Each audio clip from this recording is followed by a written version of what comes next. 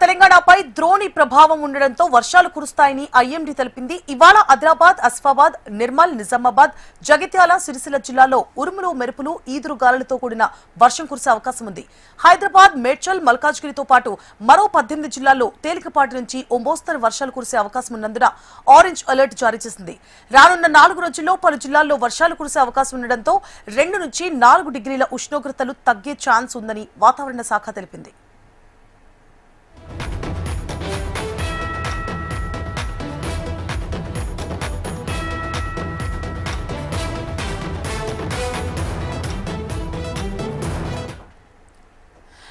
తెలంగాణపై ద్రోణి ప్రభావం ఉండడంతో వర్షాలు కురుస్తాయని ఐఎండీ తెలిపింది. ఇవాళ ఆదిలాబాద్, ఆసిఫాబాద్, నిర్మల్, నిజామాబాద్, జగిత్యాల, సిరిసిల్ల జిల్లాల్లో ఉరుములు, మెరుపులు, ఈదురు గాలులతో కూడిన వర్షం కురిసే అవకాశం ఉంది.